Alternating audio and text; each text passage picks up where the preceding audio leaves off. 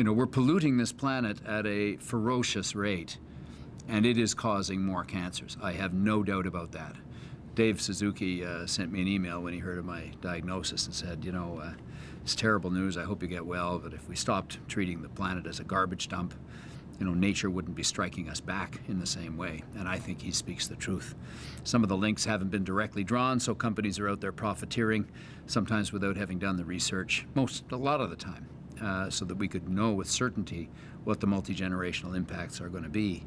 And I have no doubt that the pesticide, you know, my dad was a golfer. He used to have me, you know, we would be putting DDT on the dandelions in our lawn in the 50s, you know, watching the ads of the happy couple.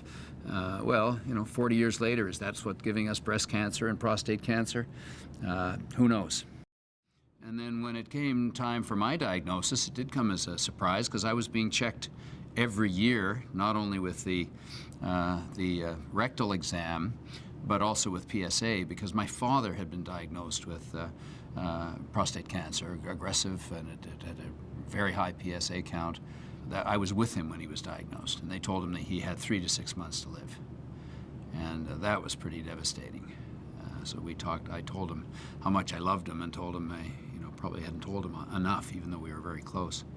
So that was another moment of a lot of tears. You know, one of the things I'll have to say is that having Olivia's support, she'd be the one to go on that internet and spend hours going through the websites and finding the information.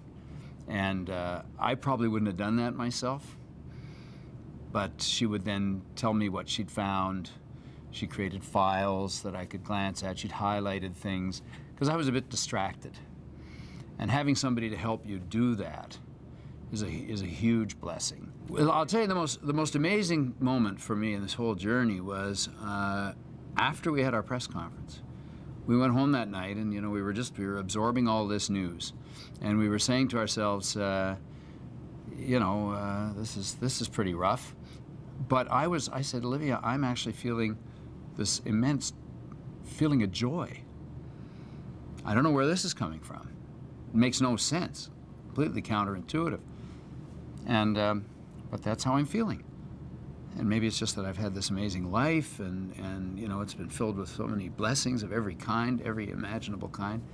And I'd been, you know, recently a grandfather, and you know, I had the joys of my little Beatrice, and I thought about that rather than the possibility I might lose being around for her whole life and her wedding and her kids. I was feeling very joyful was the only word I could come to describe it, until the next morning, when we started reading the emails and getting the phone messages from people. And then the cards and the handwritten notes were coming in. And the people who were praying for me. The First Nations who were having sweat lodges for me. The Hindu temples, my local mosque on that Friday had a special prayer. Cathedrals, churches, the ones from the 60s who said they were sending me good vibes.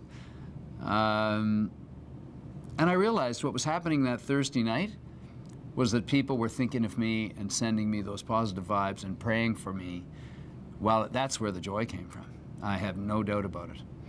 And so, you know, I always had, I guess, a modest belief in prayer as a reflective tool in our life. You know, I wasn't an avid believer in some of the powers of prayer, and probably had a little bit of skepticism about some of the claims, but no more.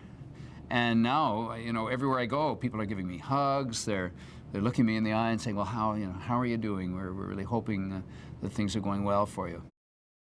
Unfortunately, Princess Margaret has this marvelous survivorship program that has, and they've been doing very careful research as to what kinds of exercise, at what stages, for what treatment modalities, and that research is ongoing. This is the kind of, that's what gets funded by these motorcycle rides and all these mustaches in the month of November and the runs that happen. This is exactly what's being funded, and I can tell you from personal experience, that is improving my quality of life and probably the length of my life as well.